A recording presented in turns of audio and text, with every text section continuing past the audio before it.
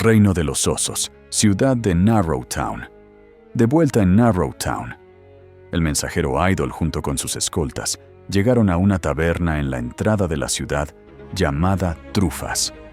Idol se bajó de su caballo y les ordenó a sus hombres que vigilaran la entrada del lugar. Al entrar en la taberna, se generó un silencio y algunas miradas de sorpresa hacia el mensajero.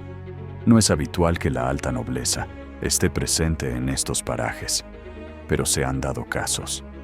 Al acercarse a la barra, todos hicieron una pequeña reverencia al verle el escudo del oso en el broche de su túnica. Llegó a la barra y el camarero lo recibió muy amablemente. «Bienvenido a la taberna, mensajero. Es un honor tenerlo como invitado. Hoy invita a la casa. Siéntese donde guste», asintió el camarero en señal de reverencia, bajando la mirada. «Gracias por la invitación. ¿Podría traerme pescado frito con verduras y una botella de su mejor ron?», respondió Idol, con hambre, y se sentó en una mesa del centro. «Con mucho gusto. Enseguida se lo llevaré a su mesa», dijo el camarero. Hizo una reverencia y se retiró hacia la cocina que se encontraba detrás de él. Al final de la barra, se sentó un hombre encapuchado, con el rostro apenas visible. «Pescado frito», susurró una extraña voz al final de la barra, en tono burlón, mientras se bebía un vaso de vino. Estaba encapuchado con un tapado gris algo sucio, del que apenas sobresalía su larga cabellera castaño oscuro y sus botas de cuero negro, sentado en una banqueta de madera. Idol miró de reojo al encapuchado y desvió la mirada, con las manos cruzadas sobre la mesa. Estaba un poco nervioso, observando si alguien lo vigilaba. Al pasar unos pocos minutos, el camarero llegó con la comida, la colocó sobre la mesa y se llenó el vaso con ron. «Mensajero», asintió el camarero. «Lo que necesite, estoy aquí para servirle. Espero que disfrute de nuestra comida». «Gracias. Ve tranquilo», dijo Idol, haciendo una seña con la mano para que se alejara. El encapuchado golpeó el vaso, pidiendo que le sirvieran más vino. El mensajero lo observaba con mucha cautela. Después de unos minutos, casi terminándose el plato, Idol se ajustó la túnica y se levantó de la mesa. Los guardias de afuera lo escucharon y se asomaron hacia él, pero los detuvo antes de que entraran. «Esperen fuera», ordenó Idol con severidad, caminando hacia la barra. Podía notarse el nerviosismo en sus pisadas. «Pediré algo para el camino». Los guardias volvieron a su posición. Los ciudadanos que estaban en la taberna observaron todo sin decir una palabra. Idol llegó hasta el final de la barra, donde el encapuchado se encontraba bebiendo, muy solitario. Luego se sentó en una banqueta junto a él e hizo una seña con la mano para le sirvieran un vaso de ron. «Tus predicciones eran ciertas», afirmó Idol en voz baja, mientras esperaba que le sirvieran la bebida, sin siquiera mirar al encapuchado. «No estoy seguro de que realmente sea él, pero los rasgos concuerdan con los antiguos libros».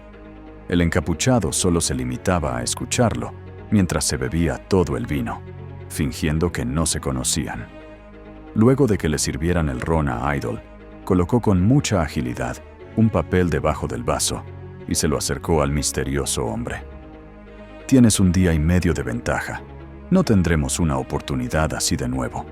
Si verdaderamente quieres salvarlo, tienes que hacerlo de inmediato», confesó Idol en un tono nervioso, mientras se ponía de pie y ajustaba la túnica para hacer tiempo y fingir que no hablaba con nadie.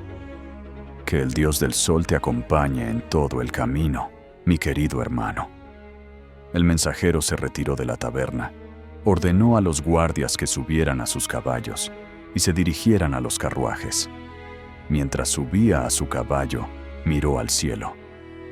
«¿Esta es la paz que buscamos?», se preguntó angustiado Idol, sujetando las riendas de su caballo. «Dios del Sol, espero que no me juzguéis y perdones mis pecados». El encapuchado se quedó en silencio mientras bebía, como si nada hubiera pasado. Al terminar, escondió el papel en el bolsillo del pantalón debajo de su manto. y salió de la taberna un momento después de que el mensajero se marchó.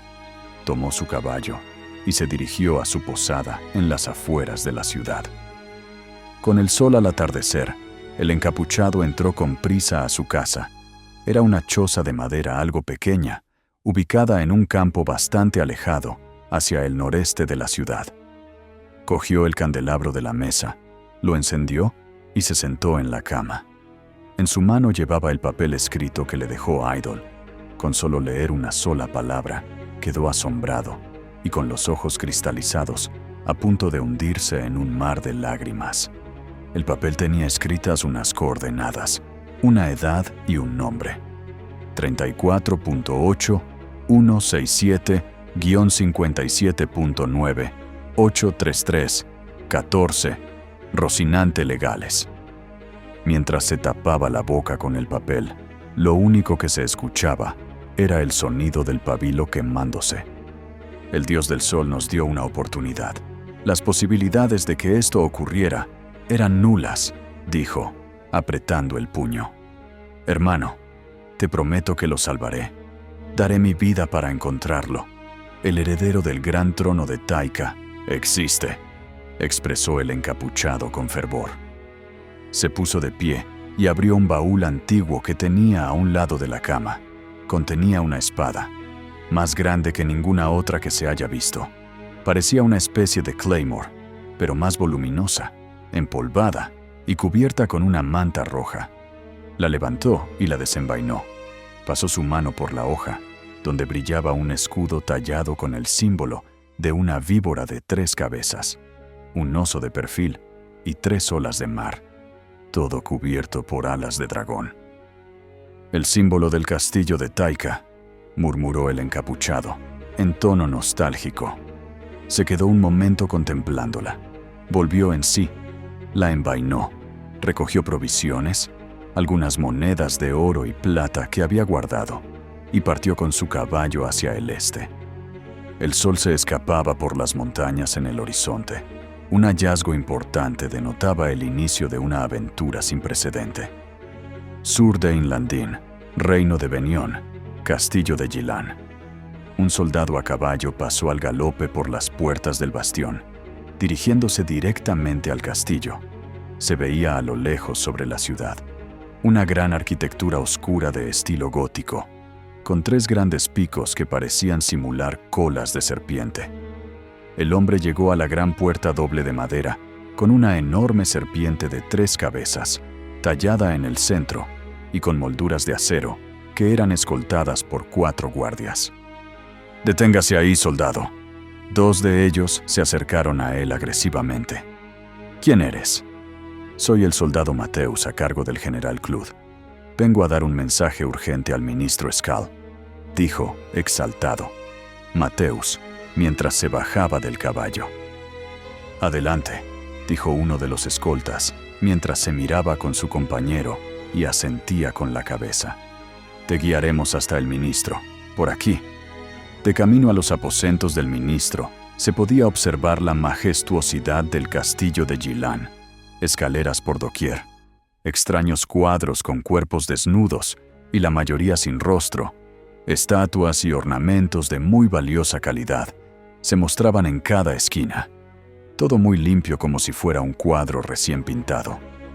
Habiendo subido unas escaleras, a través de los pasillos, llegaron a lo que parecía ser una sala de reuniones. Dentro se encontraba el ministro Skal Niur, un hombre de 45 años, estatura media, delgado, con el pelo corto y negro, barba candado y vestido con una túnica negra amoldada al cuerpo, con ribetes verdes y el escudo de Gilán bordado en el pecho izquierdo. Se encontraba con 2 súbditos de la ciudad, discutiendo algo, uno de ellos con una expresión asustada en su rostro. «Señor ministro, por favor, necesitamos más seguridad en la zona este de la ciudad. 2 niños han sido asesinados esta semana por bandidos del clan Alargon. Creíamos que había un acuerdo entre ustedes». Muy nervioso miró a su acompañante, que estaba más que asustado. Tragó saliva. «Ministro Skal, necesitamos más ayuda del reino. imploró uno de los súbditos.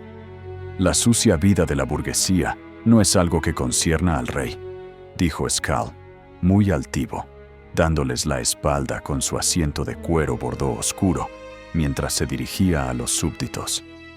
Tengo informantes por todo el reino, quienes me dejaron en claro que esas basuras habían muerto en aquella redada que hicimos, en lo que parecía su base secreta. No quiero faltarle el respeto, señor ministro, pero eso no solucionó nada. Las muertes no han parado, y ese ataque solo provocó aún más al líder de la banda, dijo uno de los súbditos, desviando la mirada, sabiendo que Skull lo observaba con cizaña. ¿Quién se supone que eres tú para venir aquí a decirme cómo tengo que hacer mi trabajo?, inquirió Skull, muy prepotente. Luego recogió una especie de daga que tenía sobre el escritorio, se levantó y recorrió a los súbditos por detrás. Apoyando el filo de la daga en el cuello de uno de los hombres, se oyó golpear la puerta varias veces. ¡Salgan! ¡Estoy ocupado!, gritó Skull, enfurecido, mirando con altanería al súbdito.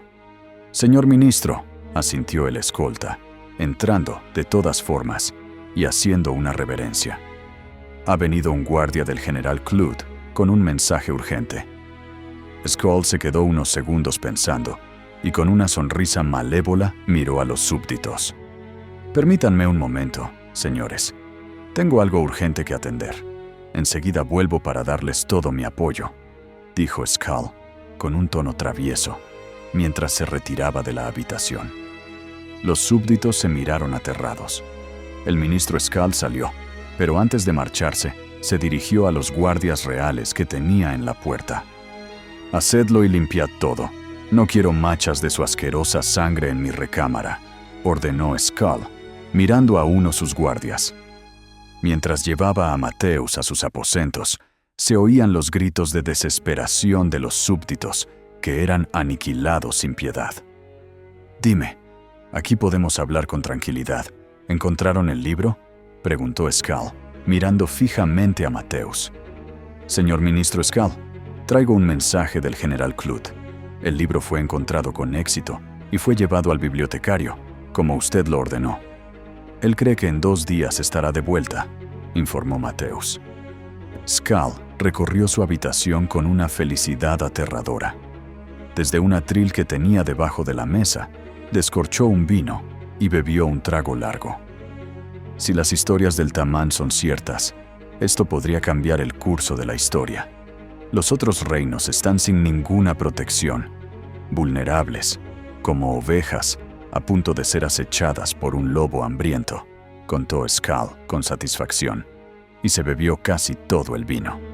Esta noticia me ha puesto de buen humor, le susurró Skull, mientras se acercaba a Mateus. Apoyó la mano izquierda en el bulto del soldado. ¿Quieres que recordemos viejos tiempos?